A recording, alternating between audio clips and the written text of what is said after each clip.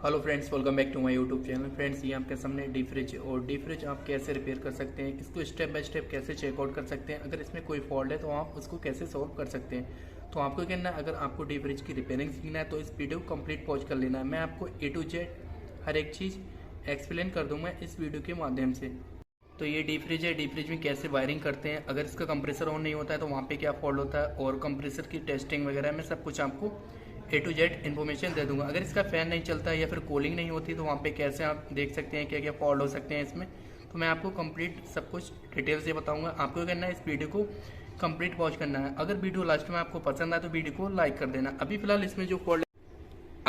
इस D fridge में जो फॉल्ट है मैं आपके पास दिखाता हूँ। तो इसका जो कंप्रेसर है, कंप्रेसर रनिंग कंडीशन में कंप्रेसर चल रहा है, कोई दिक्कत नहीं। बट यहाँ पे क्या है, इसका जो ड्रायर है, ड्रायर से यहाँ से लीक है, इसी वजह से इसमें कूलिंग नहीं हो रही थी। तो आपके सामने भी अगर ये फॉल्ट आ रहा है, इस तरीके की प्रॉब्लम क्रिएट होती है तो आपको नज़र आ जाएगा। तो वहाँ से क्या है, अगर ये कहीं से लीक होगा तो वहाँ से ऑयल आना स्टार्ट हो जाएगा। तो ये आप देख रहे हैं यहाँ पे क्या है, ऑयल वगैरह है। पास से दिखाता हूँ मैं, ये देख रहे हैं आप, ऑयल है यहाँ पर और ये लीक है। तो ये लीक क्यों हुआ, पहले तो आप ये समझ लें। अगर आपके सामने भी अगर ये फॉल्ट आ रहा है बार बार की, आपका जो डी फ्रिज है या फिर एसी है या फिर सिंगल डोर फ्रिज है, बार बार लीक होता है तो वहाँ पे क्या फॉल्ट होता है। तो एक चीज़ का ध्यान रखना है, ये जो है इसका पाइप यहाँ से टच था, मैं आपको दिखाता हूँ। तो ये जो पाइप है, पाइप इसका यहाँ से टच है, इसी वजह से यहाँ पे बार बार लीकेज की प्रॉब्लम आ रही है। तो ये ड्रायर है, इसी वजह से कभी भी आपके सामने ही अगर ये फॉल्ट आ रहा है तो आप ध्यान रखें कि आपकी जो पाइप है, पाइप एक दूसरे टच नहीं होना चाहिए। अगर पाइप टच होंगे तो वहाँ पे लीकेज बार बार होगा, और चाहे वो सिंगल डोर फ्रिज हो या फिर डी फ्रिज हो या फिर एसी हो। और एक चीज़ का ध्यान रखना है, यहाँ पे क्या होता है, कंप्रेसर के पास में जो रबड़ होती है, ये आप देख रहे हैं, ये रबड़, अगर ये रबड़ गल जाती है तो यहाँ पे क्या होता है, कंप्रेसर आपका जब चलता है तो वाइब्रेट होता है, वाइब्रेशन होता है। इसी वजह से ये सारे पाइप जो होते हैं आपस में टच होते हैं और पाइप बहुत ज़्यादा हिलते हैं, इस वजह से ये लीक के चांस रहते हैं वहाँ पे।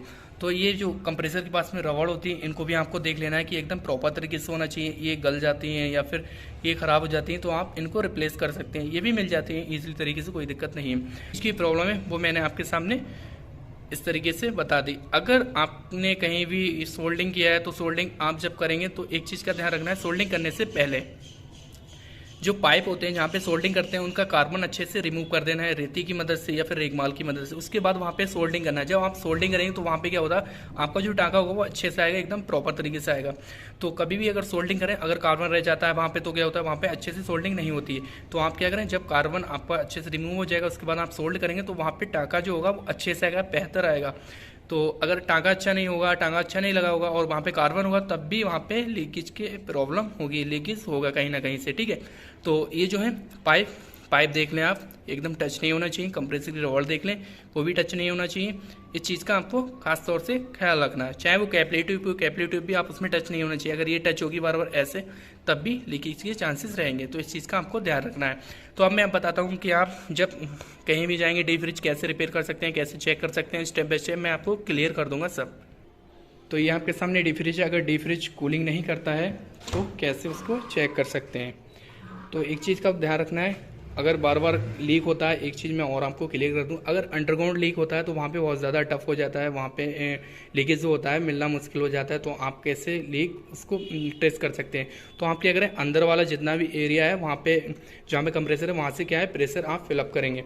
तो वहाँ पर जब प्रेशर फिलअप करेंगे तो उससे क्या होगा, जितना भी अंदर वाला एरिया है वो आपको पता लग जाए। ये पूरा जाल अंदर होता है इसके।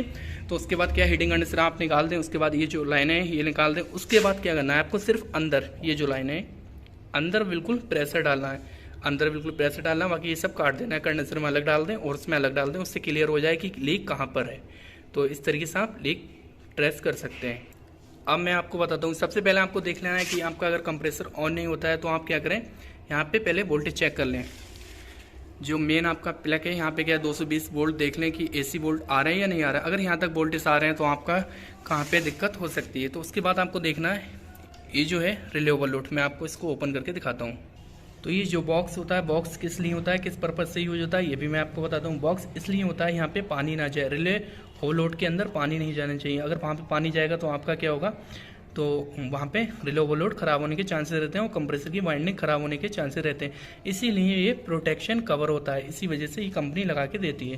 तो आप क्या करें, इसको इस तरीके से निकाल सकते हैं। जब ये निकल जाएगा तो ये जो पत्ती ये हट जाएगी, उसके बाद आप इसको प्रेस करेंगे, ये निकल जाएगा। उसके बाद ये रिले होती है और ये OLP होता है। पास से दिखाता हूँ मैं, इसको निकाल दिया है मैंने। ये है रिले OLP। अगर आपकी सप्लाई वहाँ तक आ रही है, बोर्ड में आ रही है, तो आप सप्लाई कहाँ चेक करेंगे? तो आपकी जो मेन लीड है, आप देख रहे हैं मेन लीड, ये है मेन लीड, एक वायर ये, एक वायर ये मेन लीड आई है यहाँ से, ये देख सकते हैं आप, ये मेन लीड है यहाँ से। तो इस कनेक्टर में भी आप देख लें कनेक्टर आपका ठीक है या फिर नहीं है। अगर नहीं है तो आप वायर कट करके डायोड भी जोड़ सकते हैं। फिर उसके बाद ये जो है आपका वायर जो है कॉमन है, ये वाला जो कॉमन है और ये वाला जो है फेस है।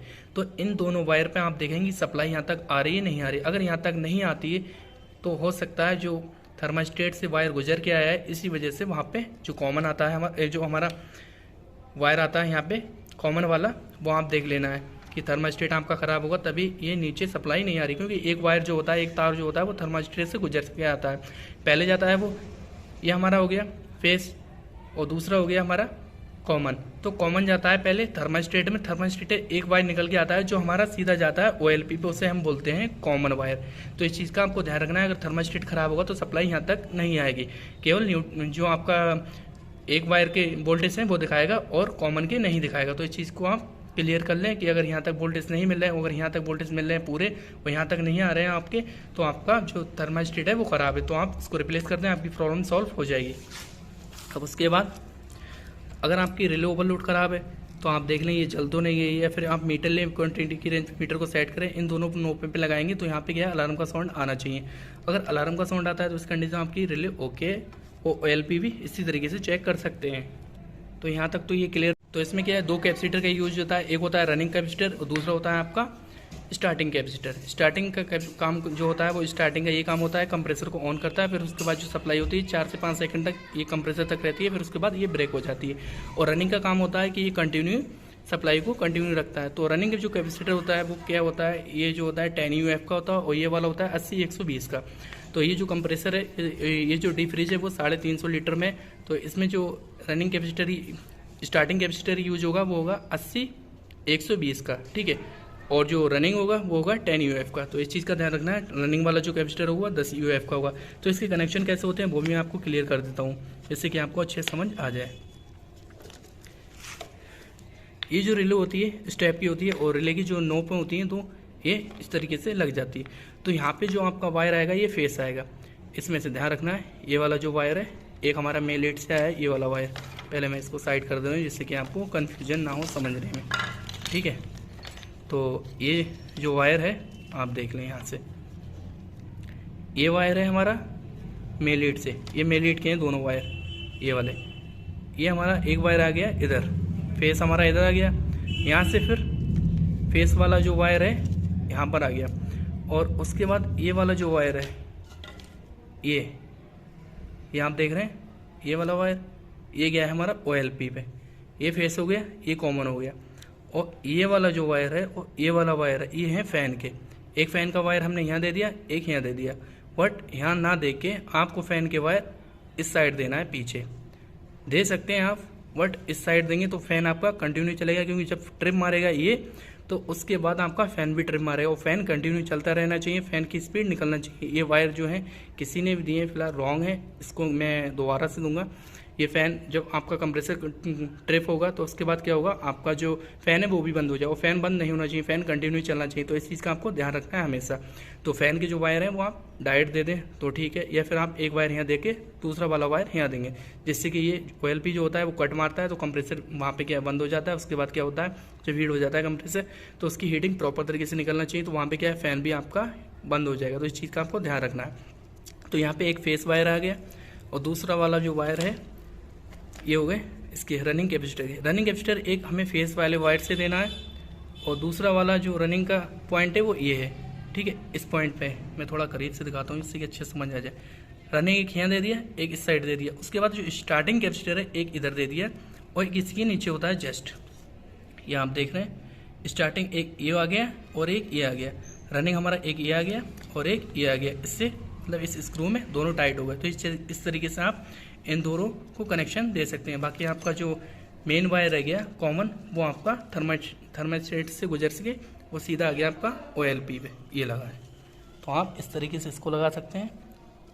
OLP पे जो वायर लगा है वो यहाँ पे लग गया, ठीक है। तो इस तरीके से आप लगा सकते हैं। बाकी अगर आपका कंप्रेसर नहीं चल रहा है, कंप्रेसर आपका शॉर्ट है, तो आप क्या करें, यहाँ पे क्या है, मीटर को कंटिन्यू की रेंज पे सेट करके उसके बाद क्या है, एक पॉइंट इस पर लगाएं और बॉडी से कहीं थोड़ा सा रेगमाल से इसको साफ कर लें या रेती साफ कर लें। उसके बाद तीनों पॉइंट स्टेप बाय स्टेप लगा के साफ लगा दें और उसके बाद कंप्रेसर अगर शॉर्ट होगा तो वहाँ पे क्या अलार्म का साउंड आ जाएगा, आप इससे क्लियर कर सकते हैं।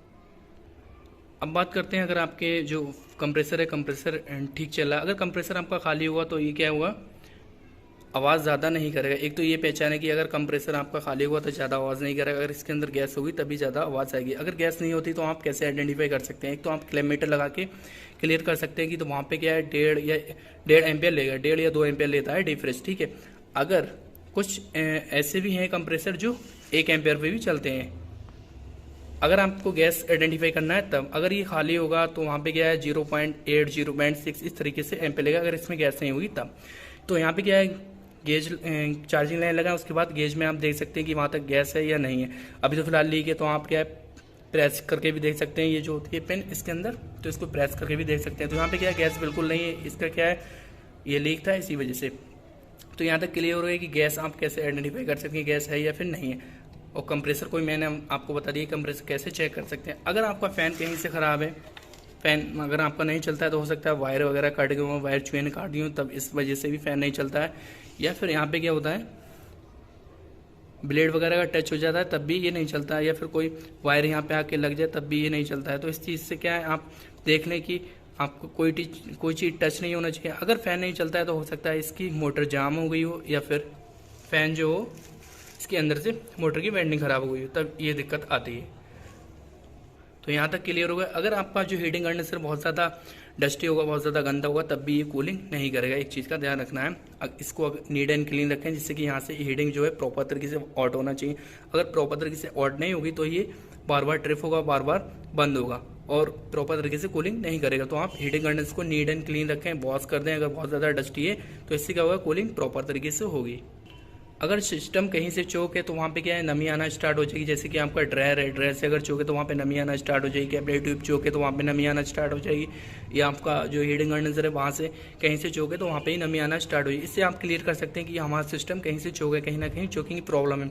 या फिर आप अगर ऐसे क्लियर नहीं कर सकते तो आप चार्जिंग लाइन लगाएंगे तो वहाँ पे क्या होगा, जो सुई होगी वो माइनस में आएगी। तो जब चोकिंग की प्रॉब्लम होती है तो सुई जो होती है माइनस में आती है रनिंग कंडीशन में। तो इस चीज़ का आपको ध्यान रखना है। जब आप फ्रिज को ऑफ करेंगे और वहाँ पे क्या है, डी फ्रिज को जब ऑफ करेंगे तो वहाँ पे जो आपकी गेज मीटर होगी वो जब आपका बंद होगा फ्रिज, डी फ्रिज, तो वो जो सुई होगी वो ऊपर आना स्टार्ट हो जाएगी। तो आप इससे क्लियर कर सकते हैं कि गैस एकदम ठीक है, कोई दिक्कत नहीं है, बट सिस्टम चोक है। एक दिक्कत और आती है, अगर आपका जो कंप्रेसर है, कंप्रेसर चल रहा है, वो गैस भी ओके है, कोई दिक्कत नहीं, फिर भी वहाँ पे क्या है थोड़ी बहुत देर कूलिंग करता है और पूरी तरीके से कूलिंग नहीं कर पाता, तो वहाँ पे क्या फॉल्ट हो सकता है। तो ये जो कंप्रेसर होता है, कंप्रेसर की पंपिंग डाउन हो जाती है, तभी ये दिक्कत आती है। तो पंपिंग जब डाउन होगी तो वहाँ पे 100% कैपिलरी ट्यूब पे आइस आना स्टार्ट हो जाएगी। तो इससे आप क्लियर कर सकते हैं कि आपकी कंप्रेसर की पंपिंग डाउन है, आइस आना स्टार्ट हो जाएगी। ये एक मतलब इससे आइडेंटिफाई कर सकते हैं कि हाँ, अगर आइस आ रही है तो इसकी पंपिंग डाउन है। या फिर आपका हीटिंग कंडेंसर प्रॉपर तरीके से हीट नहीं हो रहा है, जैसे कि 2-4 लाइनें हीट हो रही हैं और पूरा हीट नहीं हो रहा है, तब भी इसकी पंपिंग डाउन है। तो आप इससे क्लियर कर सकते हैं। या फिर सबसे इजी तरीका है, आप क्या करें, यहाँ से इसको काटें, उसके बाद यहाँ से प्रेशर आप देख सकते हैं कि अगर प्रेशर ज़्यादा तेज आ रहा है, 500 PSI है, तो आप वैसे अंगूठा लगा के देख सकते हैं। 2-4 सेकंड रुकेंगे तो उसके बाद क्या है, ये प्रेशर बहुत ज़्यादा बन जाएगा, आपका अंगूठा नहीं रुक पाएगा। तो इससे आप क्लियर कर सकते हैं कि इसकी जो पंपिंग है वो ठीक है या फिर नहीं है।